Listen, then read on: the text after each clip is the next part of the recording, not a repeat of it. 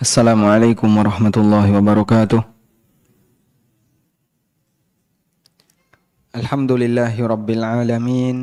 Wassalatu wassalamu ala ashrafil mursalin nabiyyina wa maulana Muhammadin wa ala alihi wa sahbihi ajma'in. Wa ashhadu an la ilaha illallah wahdahu la syarikalah. Wa ashhadu anna Muhammadan abduhu wa rasuluh sallallahu alaihi wa ala alihi wa sahbihi wa man tabi'ahum bi ihsanin ila yaumiddin. Alhamdulillah, kembali kita lanjutkan kajian rutin dengan membaca buku Khudh Aqidatak, dan insyaallah kita sampai pada halaman 29. Masih berbicara tentang aneka kesyirikan dan macam-macamnya yang sering terjadi di masyarakat. Dan kajian ini diberi judul Kesyirikan Masa Kini. Karena yang namanya kesyirikan ini selalu ada di tengah umat Muhammad sallallahu alaihi wasallam. Bahkan semakin jauh dari zaman beliau, praktek kesyirikan itu semakin banyak. Nabi sallallahu alaihi wasallam bersabda dalam hadis riwayat Tirmidzi dan yang lainnya. Hadis ini bisa kita jadikan dasar bahwa praktek kesyirikan akan ada dan semakin banyak ketika semakin jauh dari zaman Nabi SAW. Rasulullah SAW bersabda, La taqumus sa'ah hatta talhaqa qabailu min ummati. La taqumus sa'ah hatta talhaqa qabailu min ummati bil musyrikin. Tidak akan terjadi kiamat sampai ada beberapa kabilah di antara umatku yang mereka meniru orang musyrik.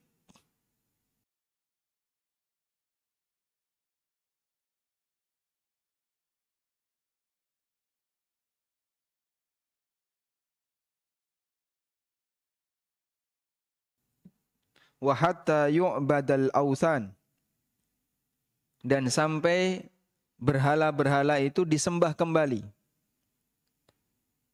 Tidak akan terjadi kiamat sampai ada beberapa kabilah di antara umatku yang meniru orang musyrik. Dan sampai berhala-berhala itu disembah kembali. Sehingga semakin jauh dari zaman nubuwah, praktek kesyirikan semakin merajalela. Karena itu di sini Nabi SAW menyebutnya sebagai tanda hari kiamat. La taqumus sa'ah hatta talhaqa qabailu min ummati bil musyrikin. Tidak akan terjadi kiamat sampai ada beberapa kabilah di antara umatku yang mereka meniru kaum musyrikin, wa hatta yu'badal awthan, dan sampai berhala-berhala itu disembah kembali. Baik. Dan kesyirikan di masa sekarang rata-rata sebabnya tidak jauh beda dengan di masa Nabi SAW. Yaitu terkait masalah perdukunan. Sebelum Islam datang, sebelum Rasulullah SAW diutus oleh Allah dapat wahyu, jin itu diizinkan untuk tetek di langit. Sehingga mereka duduk di langit, lalu mencuri dengar berita-berita langit. Dulu diizinkan. Kemudian setelah Al-Quran diturunkan, Allah Subhanahu wa ta'ala menetapkan aturan, gak boleh lagi ada jin yang berada di langit. Allah Subhanahu wa ta'ala berfirman di surat Al-Jin, menceritakan tentang bagaimana pernyataan jin. Allah berfirman, wa anna kunna naq'udu minha maqa'ida lis-sama'. Kami dulu duduk di langit, maqa'ida lis-sama', berjaga di sana untuk mendengarkan berita langit. Faman yastami'il ana yajid lahu shihaban rasada. Tapi untuk saat ini, siapa yang berusaha untuk mencuri dengar berita dari langit, maka dia akan menjumpai panah api yang sudah siap mengintai. Menjumpai syihab, panah api yang sudah siap mengintai. Sehingga tidak diizinkan setelah Al-Quran diturunkan oleh Allah Subhanahu wa Ta'ala. Karena itu kemampuan dukun sebelum Nabi SAW diutus lebih hebat dibandingkan dukun setelah Islam datang. Setelah Nabi SAW diutus. Sehingga dulu kemampuan dukun dalam meramalkan manusia, peluang benarnya banyak. Karena jin yang membantu dia itu diizinkan untuk mencuri dengar berita dari langit, sehingga informasi yang disampaikan rata-rata adalah informasi dari langit. Peluang benarnya banyak. Makanya dulu sebelum Nabi SAW diutus, orang yang dijadikan sebagai konsultan itu dukun. Jadi dulu konsultan masalah apapun itu acuannya adalah dukun. Sampai terjadi peristiwa mengenai air Zam-Zam yang digali oleh siapa? Air Zam-Zam digali oleh siapa? Oleh Abdul Muttalib, kakeknya Nabi SAW. Air Zam-Zam digali oleh Abdul Muttalib. Dan kemudian terjadi rebutan antara Abdul Muttalib dengan orang-orang musyrikin yang lain. Karena mereka berharap bisa dinikmati bersama. Tapi Abdul Muttalib tidak mau. Ini saya yang menemukan. Maka ini adalah hakku. Akhirnya kan mereka terjadi sengketa. Siapa pemutusnya? Dukun yang ada di Syam. Sampai mereka melakukan perjalanan ke Syam untuk kemudian konsultasi ke seorang dukun yang ada di Syam. Nanti keputusannya tergantung dukun. Sehingga dukun di masa silam itu konsultan hukum. Sebelum ada Al-Quran yang diturunkan oleh Allah Subhanahu wa Ta'ala, sebelum Allah mengutus Nabi Muhammad SAW sebagai Nabi. Karena dukun ketika itu lebih sakti, lebih hebat dibandingkan setelah Al-Quran turun. Nah kemudian ketika Al-Quran itu turun, perdukunan tidak sehebat dulu. Sehingga perdukunan di zaman sekarang itu lebih kepada perdukunan permainan fisik. Permainan fisik itu contohnya gimana Pak? Bisa terbang, atau membuat cincin bisa berputar kan di tengah tanpa bisa terbang cincinnya tanpa dipegang, atau misalnya orang pakai tisu kemudian tisunya bisa terbang. Ternyata semuanya adalah apus-apus setelah dibongkar oleh pesulap merah. Lalu kemudian dibacok nggak mempan. Ini ilmu dukun tingkat rendah. Kalau dulu dukun itu bisa meramal masa depan. Besok akan terjadi kayak gini, kayak gini, kayak gini. Dan peluang benarnya besar. Dan manusia nggak mampu untuk melakukan seperti itu. Jin juga nggak mampu melakukan seperti itu. Karena jin tidak tahu masa depan. Jin itu tidak tahu masa depan. Demikian pula tukang sihir Fir'aun. Kehebatan tukang sihir Fir'aun gimana? Allah ceritakan dalam Al-Quran. Sahiru a'yunan nas. Mereka bisa menyihir pandangan manusia. Sehingga nampak sesuatu yang itu bukan aslinya. Makanya saat mereka melempar tali-talinya, tali-tali itu nampak seperti ular. Disihir dan nampak seperti ular. Orang melihat tali seolah-olah itu adalah ular yang asli.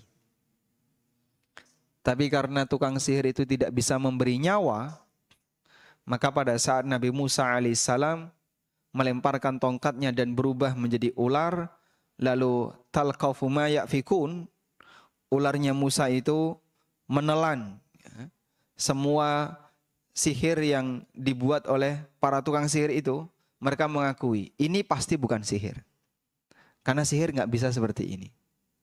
Ini adalah mukjizat. Tayyib, itu contoh kehebatan tukang sihir di masa silam dan kehebatan dukun di masa silam, yang itu kemampuannya sampai melebihi kemampuan jin, karena jin itu tidak tahu masa depan. Nah, cuman jin mencuri berita, mendengar berita dari langit, lalu kemudian disampaikan kepada para wali-walinya. Kalau sebatas bisa terbang, sakti, kebal, dan seterusnya, itu perdukunan tingkat rendah. Karena orang dulu nggak praktek seperti ini, kalaupun praktek jarang. Tayyib. Ya, meskipun zaman sekarang ini dianggap orang hebat ya, para ilusionis dan seterusnya. Maka Sungguh sangat heran ketika orang di zaman sekarang menjadikan ini sebagai tren. Berarti ini sama dengan menghidupkan kembali tren sihir yang sudah terkubur dalam sejarah Fir'aun. Tapi dibangkitkan kembali oleh orang-orang di masa sekarang. Baik, kemudian termasuk di antaranya adalah alasan tawassul.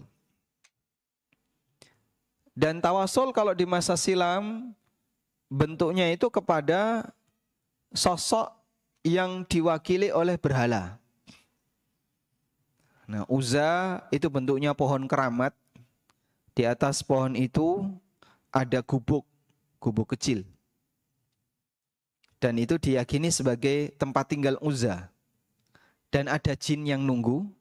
Kadang jin itu mengeluarkan suara sehingga membuat orang-orang yang memberikan persembahan kepada Uzza semakin yakin kalau Uzza ini benar.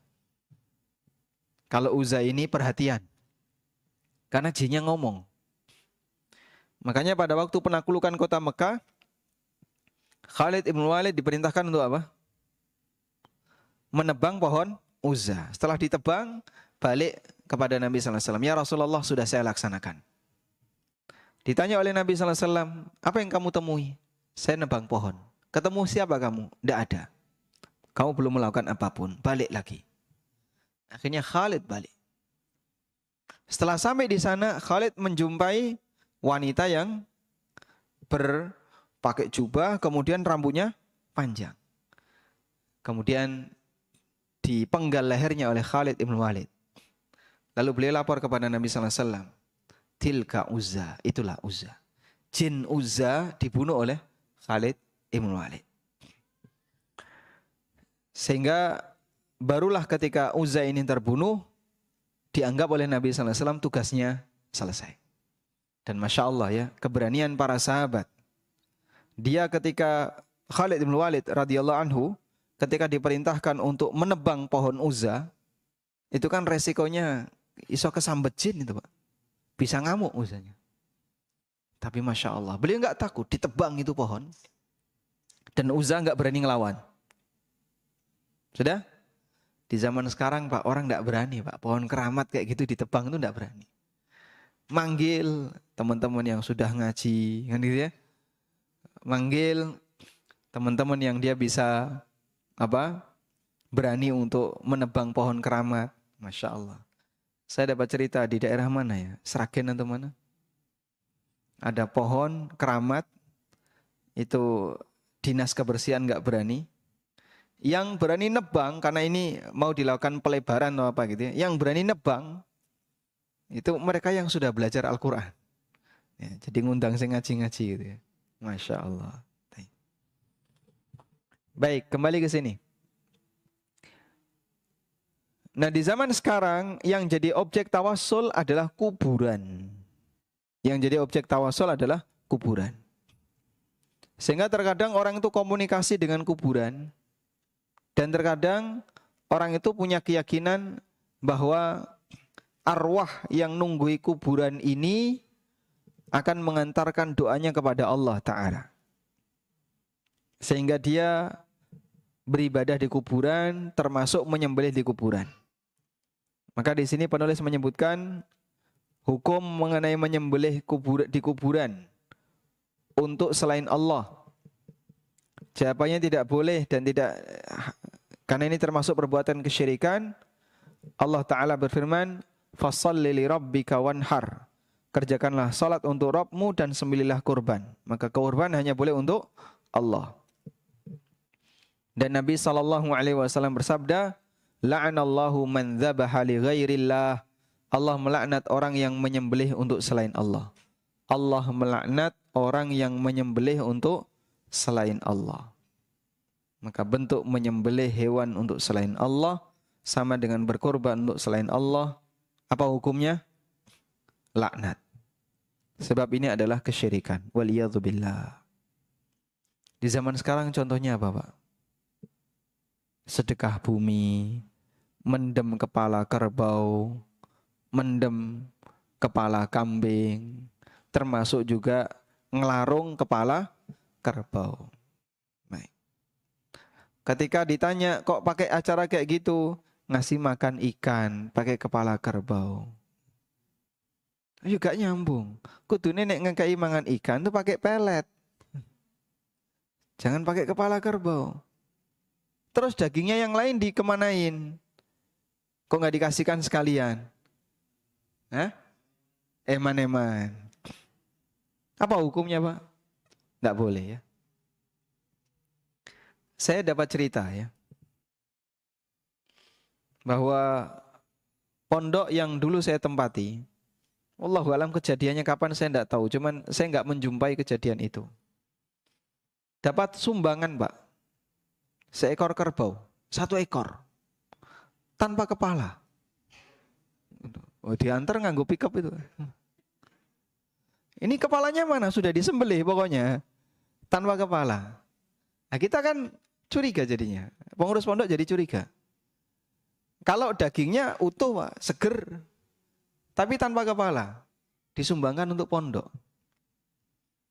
Ya akhirnya ditolak. Loh, itu kan daging halal dong, daging sapi, daging kerbau. Kerbau halal tapi disembelih untuk selain Allah. Wa ma uhilla li ghairillahi bihi, dan sesuatu yang disembelih untuk selain Allah termasuk di antara yang diharamkan. Mas kecepet, Mas kecepet.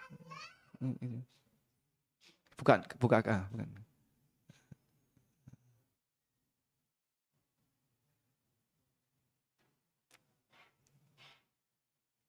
Baik. Kerbaunya halal, tapi ketika disembelih untuk selain Allah jadinya apa? Haram. Karena salah satu di antara binatang yang haram adalah binatang yang disembelih untuk selain Allah Subhanahu wa taala. Baik.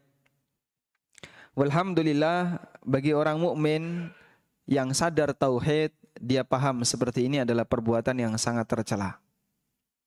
Dia tahu bahwa perbuatan seperti ini adalah kesyirikan, menyebabkan pelakunya keluar dari Islam, waliyadzubillah. Meskipun sampai sekarang tradisi itu jadi budaya. Nah, kemudian syirik modern, mereka menghiasi itu dan dikaitkan dengan teknologi. Lalu disebut sebagai bagian dari kearifan lokal. Nah, ini bentuk kearifan lokal. Yang benar bukan kearifan lokal ya, kejahatan lokal. Masuk syirik disebut kearifan? Pakai bahasa siapa syirik disebut kearifan? Praktek kesyirikan dengan aneka alasan itu kan dalam rangka untuk memberi makan ikan, menjaga keseimbangan ekosistem lingkungan dan seterusnya. Gedabrus semuanya ya. Tidak ada kayak gitu. Kalau memang jujur seperti itu, seharusnya bukan kepalanya saja yang dilarung, tapi harus yang lain. Ditambah lagi, ternyata sajen kayak gitu diperebutkan. Kan kemudian setelah dilepas, terus apa? Orang-orang pada rebutan. Nah, proses rebutan itu yang hilang nyawa banyak. Ya. Inikah yang disebut menjaga kelestarian lingkungan? Yus kalian mas menungsone dipangan iwak sisan. La haula wala quwata illa billah. Baik, kita bersyukur kepada Allah ketika Allah berikan hidayah kita masih punya akal yang waras sehingga bisa memahami bahwa praktek seperti ini adalah praktek yang tercela dan kita berusaha untuk menjauhinya. Selanjutnya kita beralih ke pertanyaan yang ke-12. Berkaitan dengan masalah tawaf. Apa itu tawaf? Tawafa yatufu. Artinya mengelilingi sesuatu. Dan ini termasuk di antara bentuk ibadah. Tawaf itu termasuk di antara bentuk ibadah. Mengelilingi sesuatu itu termasuk di antara bentuk ibadah. Karena seseorang dengan normal, dia tidak mungkin melakukan gerakan yang sifatnya tanpa tujuan. Kamu kok muter-muter kayak gini kenapa sih? Dasku ngeluh. Pusing. Ya tambah pusing.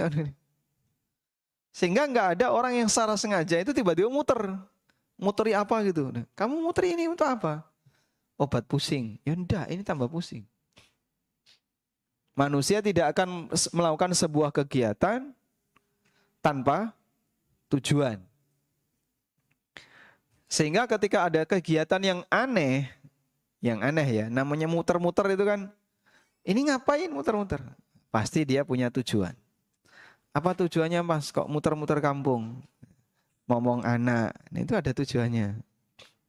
Muter ya pakai sepeda motor, enggak tembus jalan itu lagi, muter lagi pakai sepeda motor. Ada tujuannya nggak ini ya? Ada. Boleh kayak gini Pak?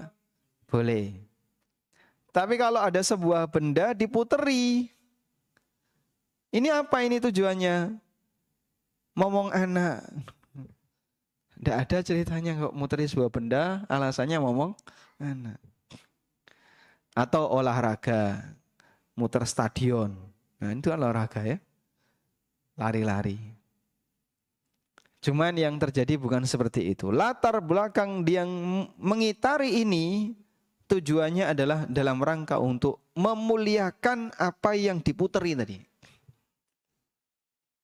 Makanya Allah Subhanahu wa taala hanya mengizinkan kegiatan mengitari sesuatu yang niatnya ibadah sehingga bentuknya dalam rangka memuliakan benda tersebut hanya di satu titik, yaitu Ka'bah. Selain itu tidak boleh. Memuliakan Ka'bah boleh enggak? Boleh atau tidak? Disyariatkan. Kok bisa Pak? Karena itu adalah tempat yang dicintai oleh Allah.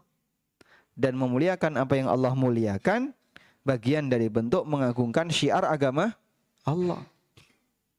Sebagaimana yang Allah firmankan dalam Al-Quran, wa may yu'azzim sya'airallah fa innaha min taqwal qulub. Barang siapa yang mengagungkan syiar agama Allah, sesungguhnya itu bagian dari bentuk ketakwaan dalam hati. Sehingga mengitari Ka'bah adalah memuliakan Ka'bah. Dan Ka'bah diperintahkan untuk dimuliakan atau disyariatkan untuk dimuliakan karena ini bagian dari syiar agama Allah. Inna awwala baitin wudi'a lin-nas lalladzi bi Bakkah mubaraka wa hudan lil alamin.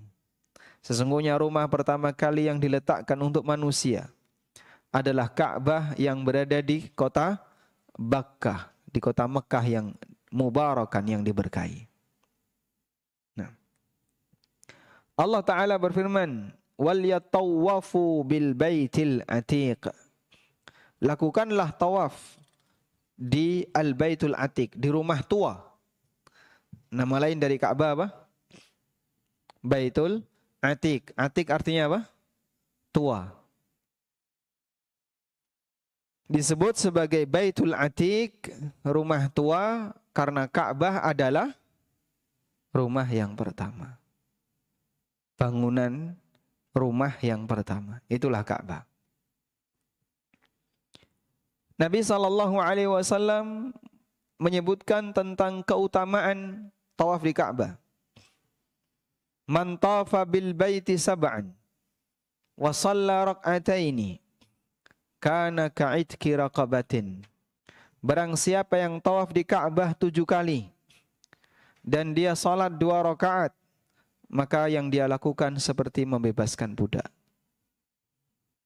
Dan itulah kegiatan tawaf.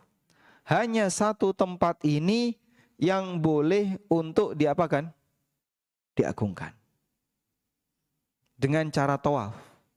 Hanya satu tempat ini yang boleh diagungkan dengan cara tawaf. Selain tempat ini boleh enggak Pak? Contohnya di Masjid Pogung Baru. Mengitari Masjid Pogung Baru. Peng piro Pak? Peng selikur. Tujuannya apa? Untuk memuliakan masjid ini. Tidak boleh. Meskipun masjid itu dimuliakan, tapi cara memuliakan masjid dengan tahiyatul masjid. Anda wudu, masuk masjid, salat 2 rakaat. Itulah bentuk memuliakan masjid. Selain Ka'bah. Maka Allah hanya mensyariatkan untuk memuliakan benda dengan cara dikelilingi sebanyak 7 kali selain satu benda, yaitu Ka'bah. Baik. Nah, di masyarakat kita ada tradisi, misalnya mubeng beteng. Mengelilingi apa, Pak? Itu jaraknya berapa itu? Jaraknya berapa?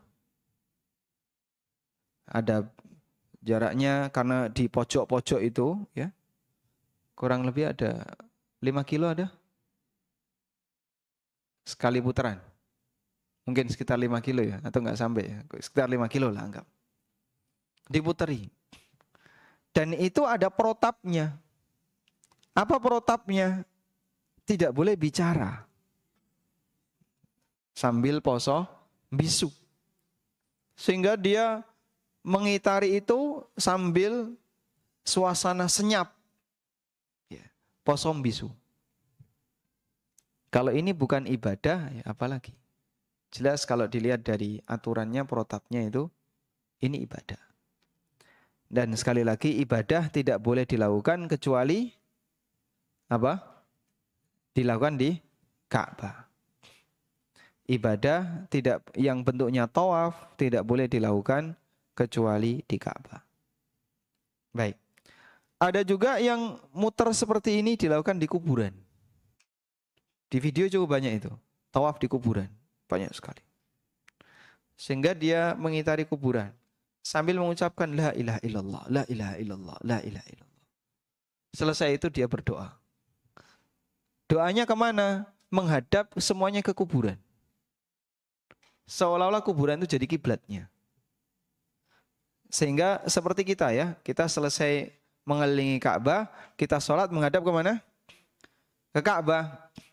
Dimanapun posisi kita di masjid, kita sholatnya menghadap ke arah satu titik, yaitu Ka'bah. Maka softnya melingkar. Ini orang di kuburan juga seperti itu. Dimanapun posisi dia, pandangannya atau hadapannya itu mengarah ke arah kuburan.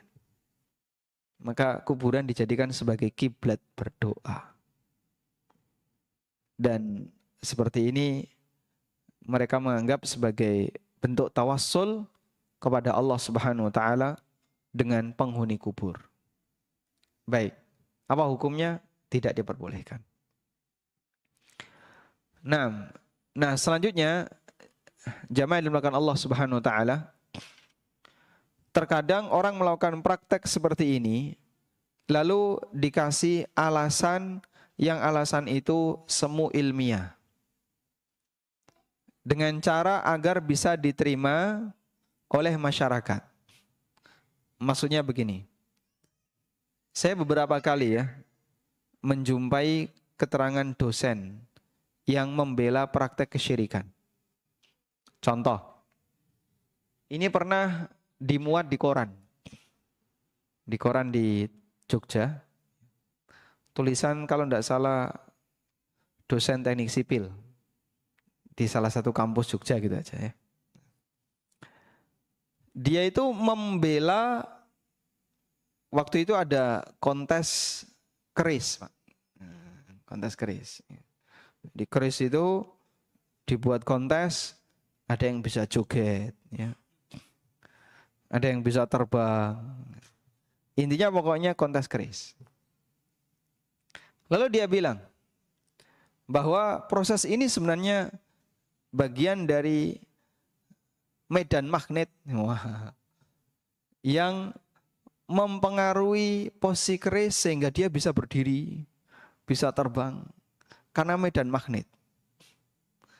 Itu batu-batunya adalah batu khusus yang bisa menyebabkan keris itu mendapatkan medan magnet sehingga dia bisa berdiri.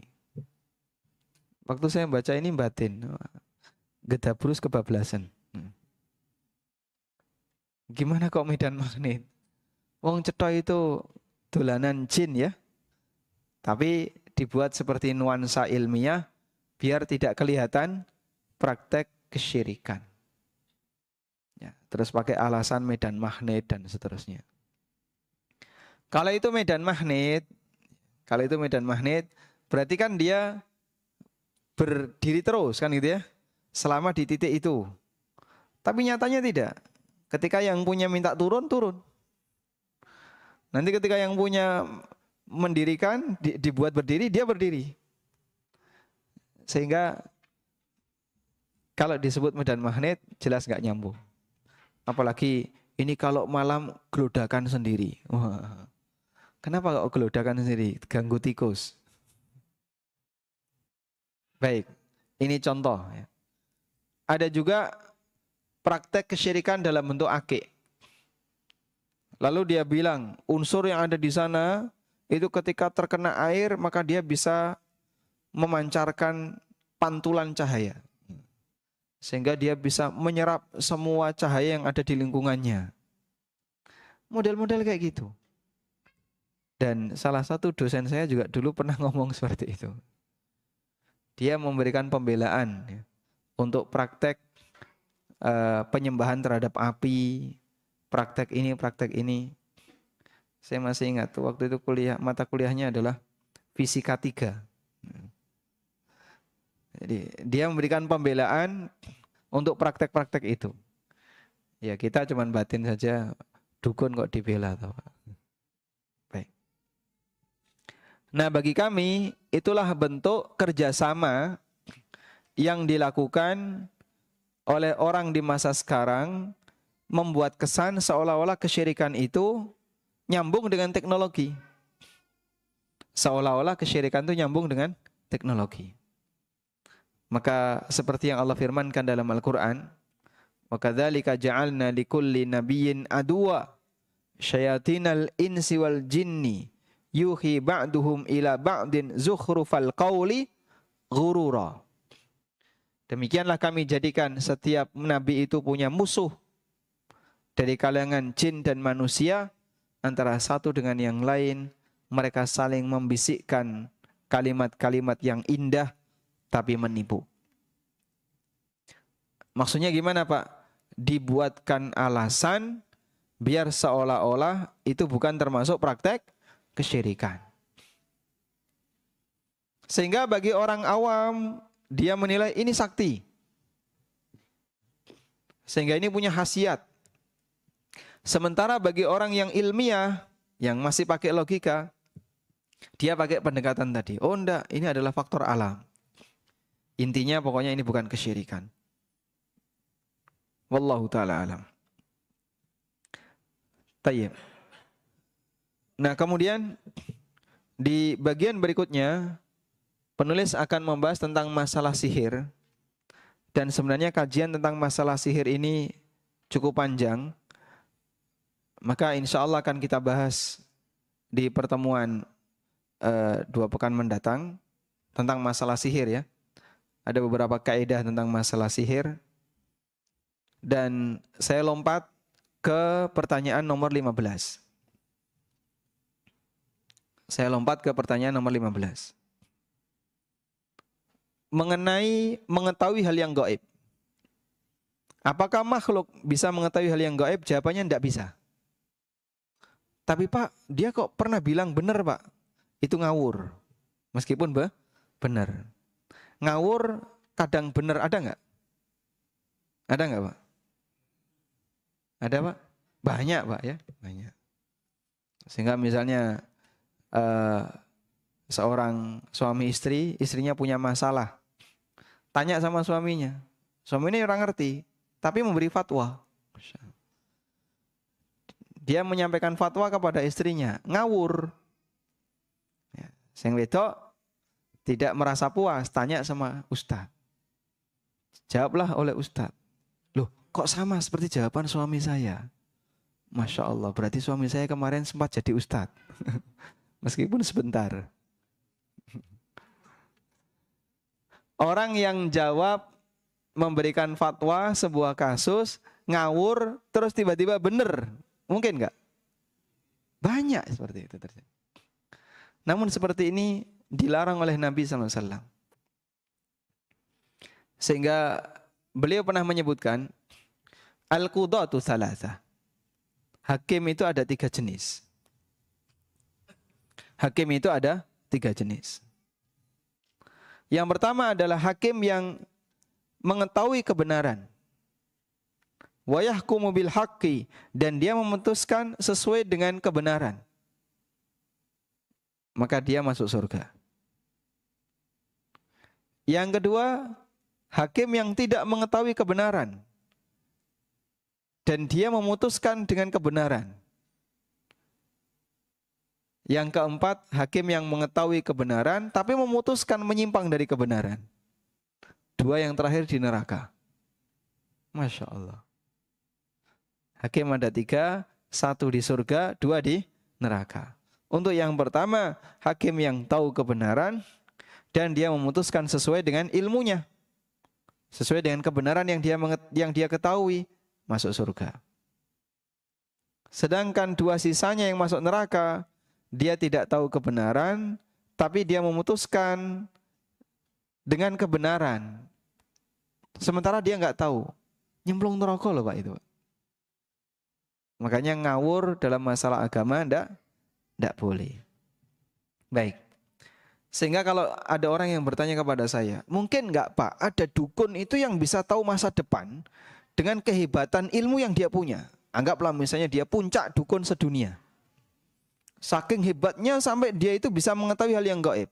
Jawabannya nggak mungkin. Kok bisa nggak mungkin? Karena gaib itu rahasia Allah.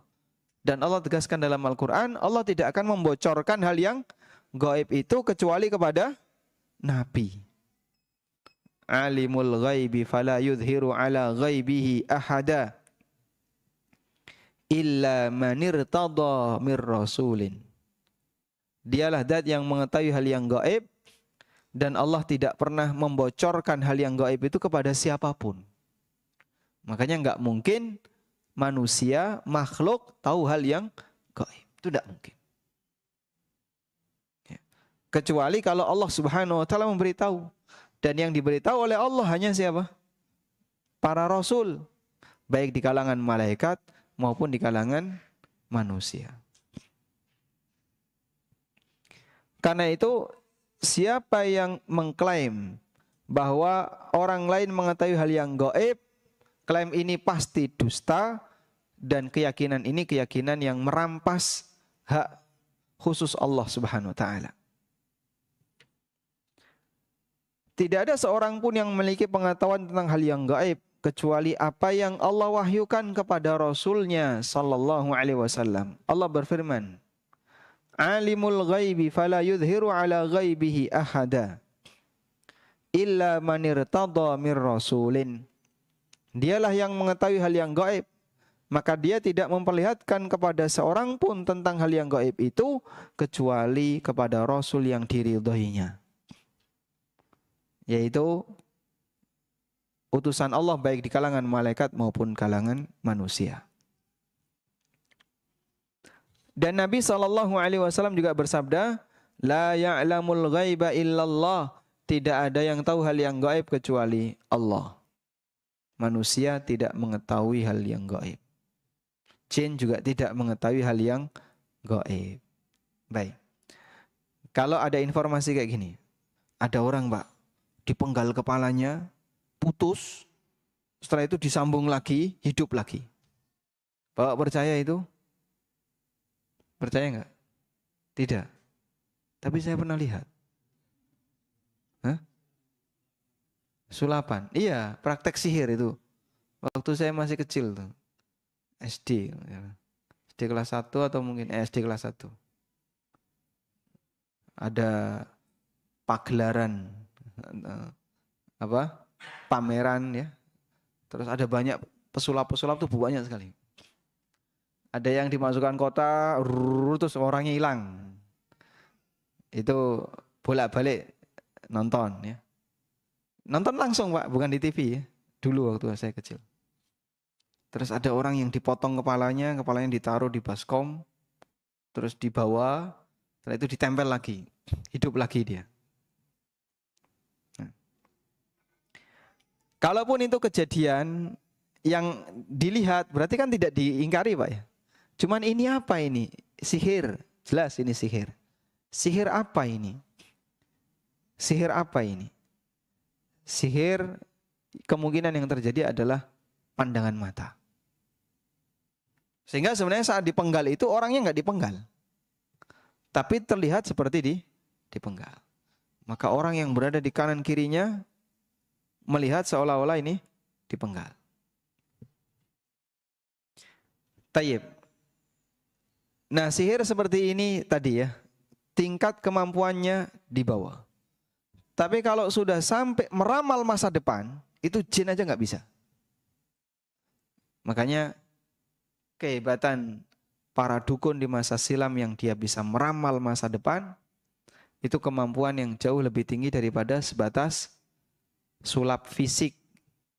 Seperti bisa terbang atau apa dan seterusnya. Sebab jin bisa bantu di sini. Tapi yang ini jin tidak bisa. Karena Allah Subhanahu wa ta'ala tegaskan tidak ada yang tahu hal yang gaib kecuali Allah.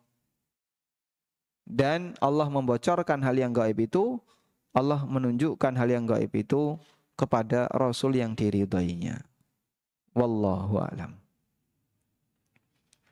Kemudian Allah juga tegaskan dalam Al-Quran, Qul la ya'lamu man fis samawati wal ardil ghaiba illallah.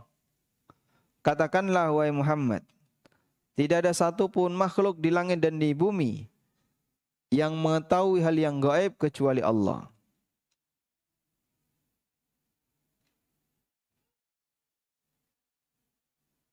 Baik. Anda bisa buka di surat An-Naml ayat 65. Di surat An-Naml ayat 65 Allah tegaskan, "Qul la ya'lamu man fis samawati wal ardil ghaiba illallah." Katakan wahai Muhammad, tidak ada di langit dan di bumi yang mengetahui hal yang gaib kecuali Allah. Tambahkan ya, di buku boleh ditulisi An-Naml ayat 65.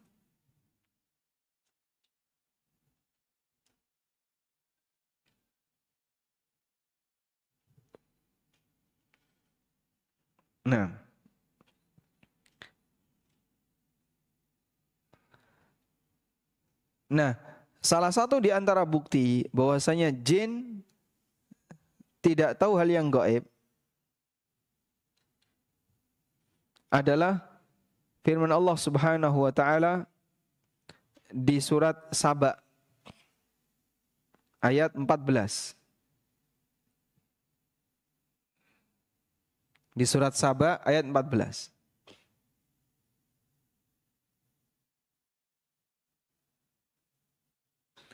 Allah menyebutkan tentang kekuasaan Sulaiman. Di ayat 12 surat Saba ayat 12 Allah berfirman, "Wali Sulaiman ar-riha ghuduha syahrun wa rawahuha syahr." Sulaiman punya angin yang perjalanan pagi sama seperti perjalanan sebulan, perjalanan sore sama seperti perjalanan sebulan dengan angin tadi. Wa asalna lahu 'ainal qitr. Wa minal jinni may ya'malu baina yadayhi biidzni rabbih.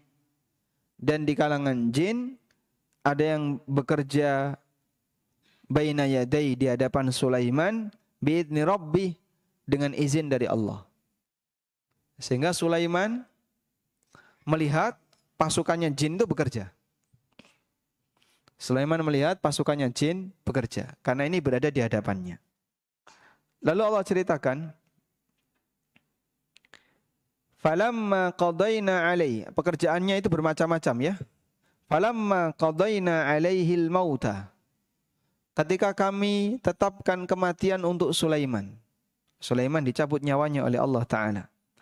Ma dallahum ala mautihi, tidak ada yang menunjukkan kematian Sulaiman kepada mereka illa dabbatul ardi ta'kulu min sa'ata, kecuali rayap yang makan min sa'ata, yang makan tongkatnya Sulaiman. Jadi Sulaiman berdiri bawa tongkat dan jin tidak ada satupun yang berani untuk bangkang keluar dari pekerjaannya karena melihat ada Sulaiman alaihissalam. Dan beliau dalam posisi itu meninggal dunia. Dalam posisi berdiri. Lalu tongkatnya dimakan rayap. Kalau kita pakai ukuran normal, berapa lama tongkat yang menancap dimakan rayap. Sampai bisa menyebabkan tongkat itu langsung rapuh dan orangnya jatuh. Wallahu a'lam. Meskipun kita tidak tahu ya, ini apakah kejadiannya segera ataukah ada penundaan. Falamma kharra, begitu Sulaiman terjatuh, falamma kharra, karena posisi beliau berdiri.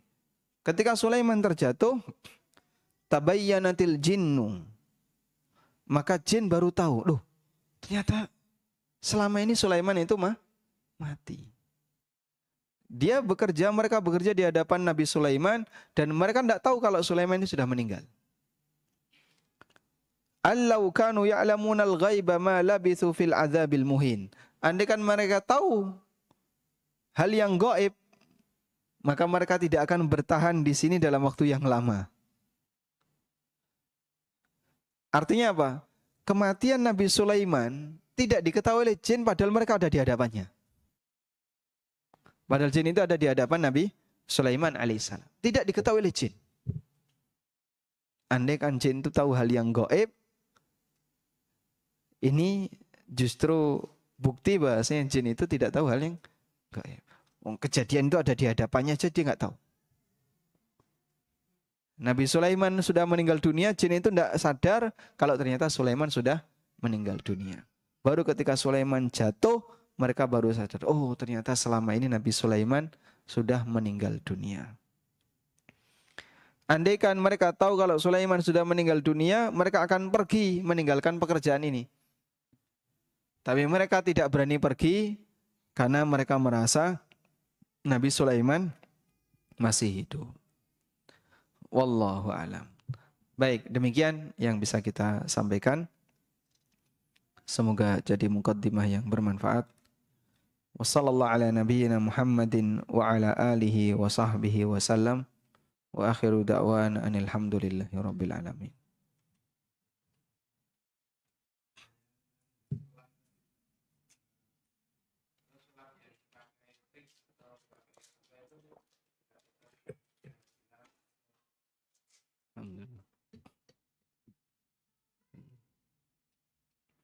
Apa hukumnya sulap pakai trik? Apakah ini dilarang atau bagaimana? Tayyib. Kembali kepada maksud dan tujuannya. Jika orang menggunakan trik untuk sulap dengan maksud agar dia dianggap sakti oleh masyarakat, lalu mencari perhatian dari masyarakat dengan ini, ya ini penipuan. Ini bentuk penipuan. Sehingga dianggap, oh hebat, besinya bisa bengkok, memindahkan penyakit di kelapa. Misalnya. Apalagi, tidur di atas paku, padahal semuanya pakai trik. Akhirnya dianggap orang hebat, padahal aslinya apa? Itu semua adalah penipuan. Man ghasya falaysa minna. Barang siapa yang ngapusi, nipu, maka dia bukan bagian dari golonganku. Sehingga ketika ada orang yang dia menggunakan trik untuk pengobatan. Ya. Misalnya pakai keris ya. Kerisnya itu bisa getar. Dret, dret. Nah. Itu padahal raket nyamuk itu loh Pak. Terus ujungnya diganti keris. Nah, ketika dipencet kan ada arus listriknya, dret getar. Orang percaya Pak, padahal itu ngapusi. Ya ini nipu. Ini termasuk di antara bentuk penipuan. Tapi anehnya masih ada orang yang percaya ya. Baik. Meskipun kita tidak sampai mengatakan kalau dia melakukan kesyirikan karena dia tidak bekerja sama dengan jin. Tapi kalau dia kerjasama dengan jin, lalu memberikan sesajian kepada jin, kemudian dari situ dia dibantu oleh jin, ini lebih parah daripada sebatas penipuan. Karena yang seperti ini, maka statusnya sampai pada tingkatan kesyirikan. Wallahu a'lam. Baik.